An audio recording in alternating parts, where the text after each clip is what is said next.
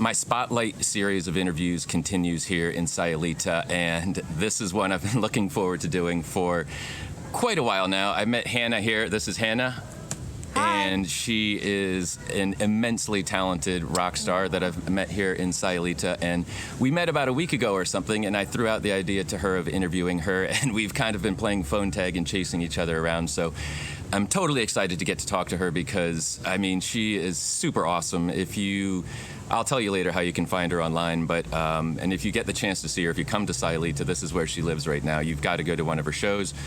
But anyway, welcome to Hannah. Thank you for being here and talking to me. As a fellow musician, that's why one of the reasons I was extremely excited to talk to her, because I get to sort of live vicariously through her experiences and hear about life as a professional performing musician. So, where are you from? How long have you been here in Sayulita?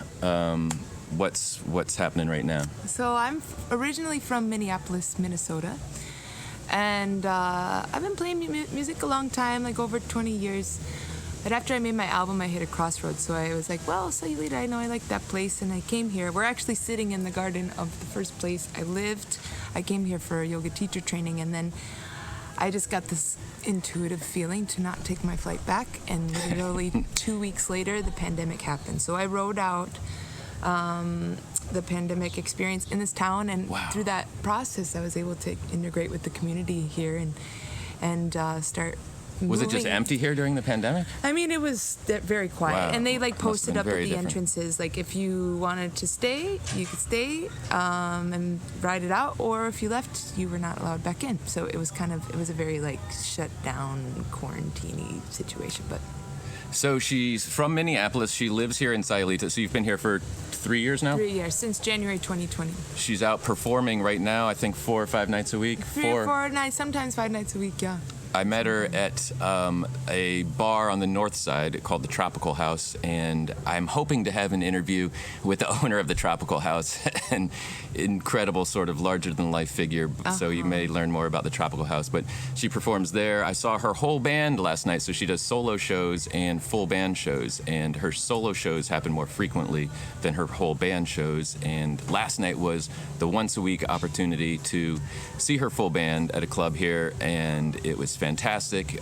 Describe your band a little bit. Like, how do you describe, the sound of your full band? Yeah, it's like, the full band is like a kind of like psychedelic rock and roll, maybe more of a washed out soul rock, overdriven kind of vibe. I'd say if you like Alabama Shakes, it's kind of along those lines somewhat. But we also, we get a little weird, we get loud, and we just rock out, and it's pretty fun because I write all the songs and all the music, and it's a nice, unique offering we have as a band in town. There's a fair amount of tribute bands around, or just cover acts, and so it's nice to be able to offer some original music for the town. Yeah, I saw her full show, like I said, with the full band last night, and it was all originals, and every song was good. There was no throwaways, and so one of the things I said to her, we're talking music here today in this interview, and I said, a lot of people have favorite songs out there. They have songs that they love, they hear on the radio, and it's pleasing to your ears. You think, okay, this is a great song, I love listening to it.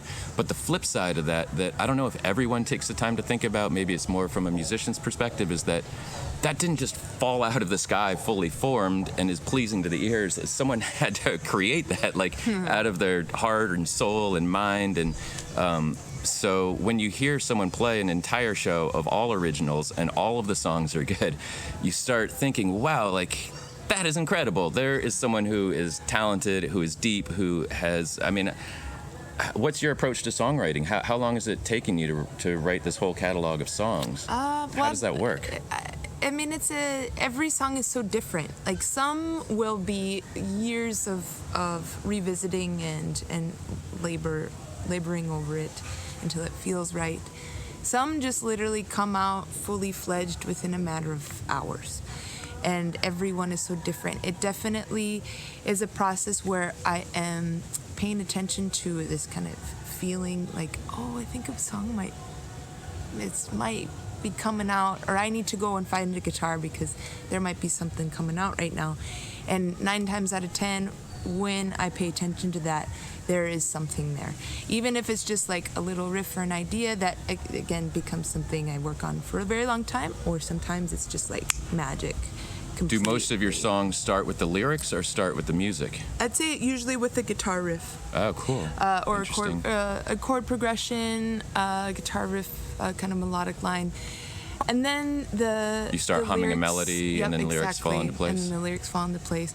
Once in a while, it will be the reverse process where I'll like say something or have a thought and be like, oh, that's kind of a nice phrase. I should write that down. And I just use like the notes function in my phone. I'm a huge fan of analog anything, so I love to keep notebooks around, right. And I'm always like trying to write stuff down. But just in a pinch, like having the ability to enter something. I'm a big fan of notes on my phone. So one of the things I noticed immediately about Hannah, I was walking down the street, actually, she was playing at Tropical House, and I thought to myself, that sounds like a hollow body guitar in there, I hear the blues. And one of the things I noticed immediately is that she, I think, is very unique and special because she has an incredible blues voice a la Susan Tedeschi, a la Bonnie Raitt, but then she's got an achingly beautiful falsetto voice. So who would you say some of your influences are?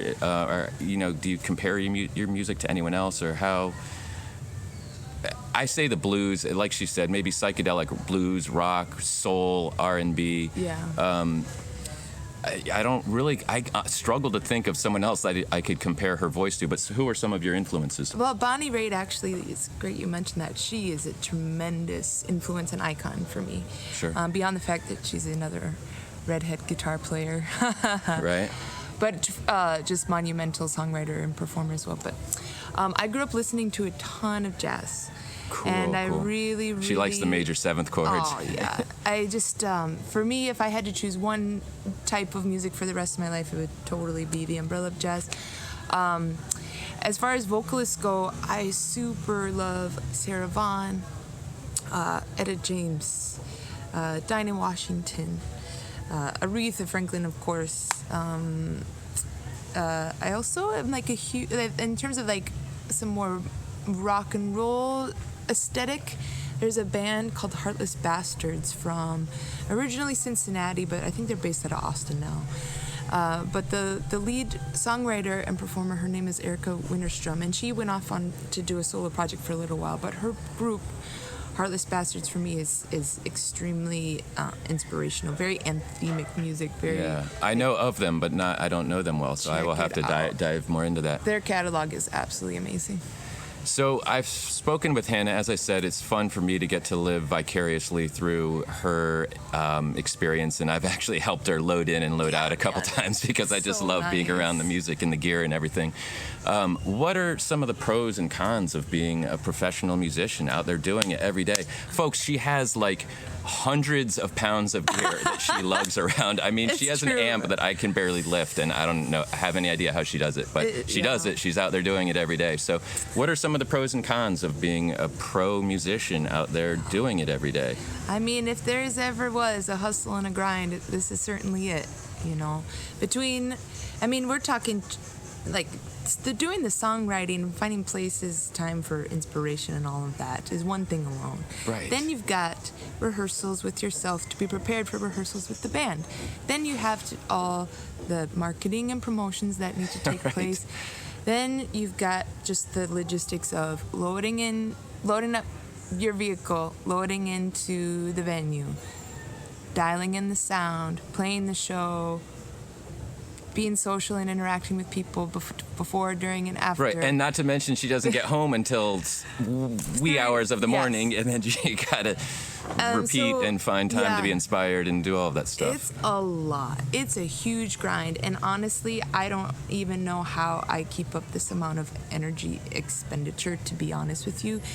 But it's just one of those things, like, it's a double-sided coin. So as much of a challenge as this profession, as a full-time pursuit of music life, as much as it is the most challenge I've ever had, it has these moments that totally make it, like the magic that can happen makes it all worth it somehow. And even For though sure. those moments can be sometimes far and few between, especially when I think most artists and entrepreneurs in general are highly critical of themselves, and so we're constantly kind of analyzing, okay, well, how can this be better? How can I dial this in more? Which makes it a little more difficult to enjoy the process too when you're just constantly criticizing things. I don't know, it's just kind of a weird... it's a weird thing. Like, music is my bane, but it's also, Yeah. it feels like there's nothing else I'm really meant to do, so Right. it's just kind of how it is, I Yeah, guess. it's the grind and a struggle. There's the crazy, magic man. on one hand and the joy and the elation, and then there's the reality of an incredible amount of work and self-confidence to be able to carry this out every day, and it's challenging. What do you think about the difference between playing solo and with the band? Two different scenarios, and you're equally talented at both, different vibes at both. Some covers in your Yes. solo shows. Yes. Describe sort of what you're thinking or feeling in the difference between those two scenarios. What I enjoy about my solo performances is that it's a much more intimate vibe. That would be my experience. Yep. There's softer moments to be had and shared together where I can be more subtle with my voice. But you know, with the band, I get to rock the fuck out. Can I swear on your channel? Yeah, Sorry. I can believe it. Maybe. There you go. Yeah, it's like apples and oranges, you know. So it's nice to be able to kind of juxtapose one with the other, and each scenario has its own, like, you know, benefit and challenge to it. For example, when I'm playing solo, obviously it's a lot more raw and vulnerable, and any possible mistakes that can happen it's obvious that's all on me. Whereas when you're playing with the band, there's a lot happening, and so there's a little bit more of a support system there. So if like a little room moment, to hide as well. if for a moment I like kind of maybe forget a chord or like hit the wrong thing for a second, I can kind of like, oh wait, get my bearings again, but everything's still moving, and then pick up back where we So but then as in like in the band or in either scenario, I'm the band leader. Yeah. I'm responsible for making all the calls and changes, and so there's a lot more pressure with the band to like be communicating with a lot of people in the same moment, and also like running the band while also running like interaction with the audience. It's pretty incredible to watch her. She's calling out the song. She's often calling out the changes, cueing everyone up. Let's while we're on that topic, I think we would be remiss not to mention your bandmates. Can you say their names and describe? She has a 4-piece band. I'll let her describe her incredibly talented partners in her band. Well, I should first introduce my longest term brother. His name is Mario Garcia Preciado. He's from Guadalajara, and he's one of the first musician friends that I made when I came to Sayulita. And fairly soon after I got into town, after we had kind of just jammed together on some things here and there, he expressed an interest in joining the project, and we've been playing for this is our 3rd season together now. He plays with my bass player, Chris Gomez, who's from Leon, Guanajuato. Who plays, I believe, a 6-string bass. Yes. Or is it 5? 6-string, I think. It's 5 or 6 on the electric bass. He also plays with the stand-up, too. It just kind of depends on which flavor he wants to go for the night. But they're excellent. Solid rhythm section. Amazing, From Guadalajara. amazing jazz musicians. And normally they're playing jazz gigs around town. And that's something we'll have in the works, too, is like putting together some jazz sets Cool. to offer. Oh, I wish I could see that. Oh, it'll be good. And then my lead guitarist is from Baltimore, and he has been making his life down here. He and his business partner have developed a songwriters workshop that they host on a regular basis. His name is? Thank you, Tony Amoyo. Tony Amoyo. Amoyo. Amoyo. I met Tony as well. Super nice guy. We talked guitars as a guitar player. He plays a nice sour. And so, is there anything else you want to add to your bandmates? I think she covered it. Her rhythm section is killer. The guys from Guadalajara. Tony's a talented guitar player. Let's touch base on your guitar. She plays a beautiful Gretsch, a beautiful white Gretsch. Describe your guitar, what it means to you a little bit. So my Gretsch Electromatic has an interesting story. So I was in Minneapolis and I had walked into this guitar shop, Twin Town Guitars, to go and what I thought was get a new telly. Okay. But I always played my Universal telly choice. You can't go wrong with the telly. On the bridge pickup. Right. And so I'm messing around and I'm talking to the tech and he's like, have you ever thought about like just trying out some other things? And I was like, well, I'm super new to the world of electric guitar, so tell me more. And then I'm kind of peeking around and I see this Gretsch hanging on the They're wall. beautiful guitars. And 4 hours later, I was like, yep, this is definitely the one. And so when I got home, a couple of days later, the shop calls me up and they're like, Gretsch called us, the rep called us and said, oh, you sold that guitar? There's a little story. So they apparently... Wow, cool. I'm excited to hear this. When it was still being made in the factory, like wherever it was made, I don't know. It was originally a red guitar. Oh, wow. And while it was there, somebody accidentally spilled some white paint on it. So they painted it white over the red in the factory. Wow, cool. If it starts to wear off, that'll be kind of cool, maybe. That's my hope, is that maybe if I can like take good care of this thing for my life. She puts it through the paces, you guys. I will guess that white paint is going to be wearing off before too long. That underbelly will show up at some point. Very cool. So do you think that's going to be your partner for years to come, or do you have a dream guitar still that you... I feel like I found it. Like that for me, I just, like the neck is so perfect for my, like, I mean, I've got a pretty good reach on my hands, but, the neck is just right. I get amazing feedback play if I want it. And I use this little Quilter amp, which has been a really awesome Quilter investment. I don't know too much about them, but it sounds amazing. It's really great. I mean, it's hardwired to emulate a number of tube amps. Okay, cool. An emulation amp, And I can get some really great tone out of it for sure. For a 30-pound amp that you can fly. Do you play acoustic at all? Do you have an acoustic? I mean, I taught myself how to play an acoustic. Once in a while, I'll bust it out. It's not my preference. Right. Obviously, playing an acoustic is harder to play than electric. Yeah, yep, for sure. For different reasons. But once in a while, I like it. It's nice. It's a nice aesthetic to play around with. What your guitar style is mostly rhythm with riffs and licks. How do you go about learning guitar or improving on that, or who are some of your guitar influences? You talked about your singer influences. Do you have sort of guitar gods that you admire? I'm still studying them. I really like the greats that come to mind. I'm a huge Jimi Hendrix, Jimmy Page fan. Not surprising. And well deserved. Big time. And I still have a long way to go. I had envisioned myself as this badass lead guitar player someday, but I had to spend more time only so many hours in the day practicing scales and these are the greats. They never put their guitars down, and so I just have there is no ceiling to the process, and I will forever be a student of it all. Definitely. But and Bonnie Raitt too. I really love her guitar playing a lot. Do you dabble with the slide at all? A little. Okay. I nothing live yet, but I've got one. I kind of mess around. Let's touch on a couple things.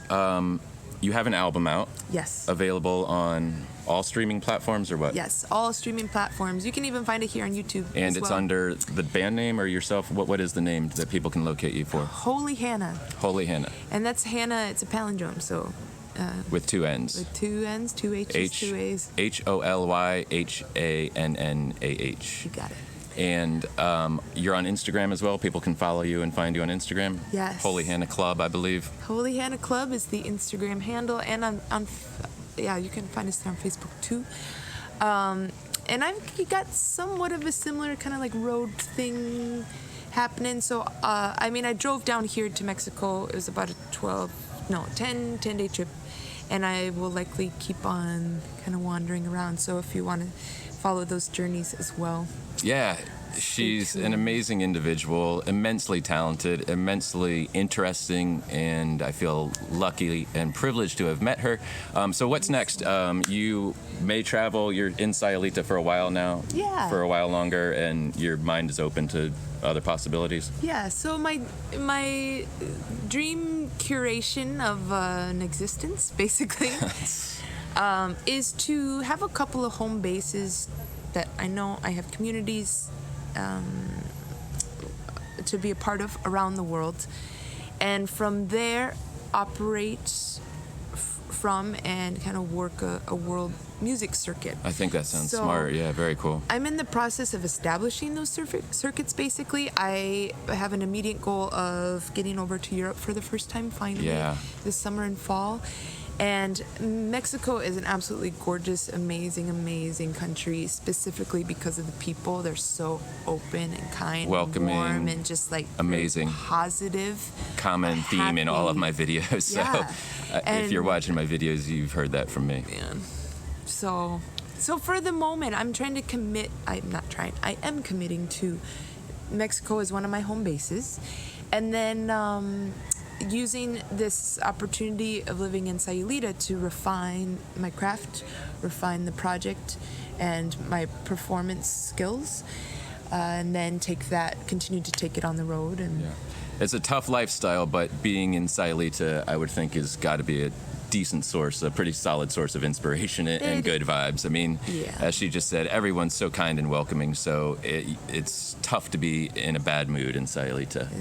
Okay, a final question for you. If there are people watching who are musicians, maybe they're contemplating a similar lifestyle to you, or maybe they're just contemplating trying to get their first gig, do you have advice for a up-and-coming musician who is maybe struggling to take the first steps or something? What should someone do to pursue a career like yours? That's a good question. I would say, like, if there's an overriding feeling or inclination towards music, towards a more full-time life with supporting oneself through music, just buckle up. I think it just takes a tremendous amount of self-confidence and discipline, right? I mean, you have to just believe. You have to just believe and go for it. You can probably save a few pennies. You can skip the gym because moving gear is all you need. Right? Playing a show, let alone moving gear. Just like don't. I have to tell myself all the time, like, not to give up, because it is such a difficult path, and to continually find motivation all the time can be really elusive.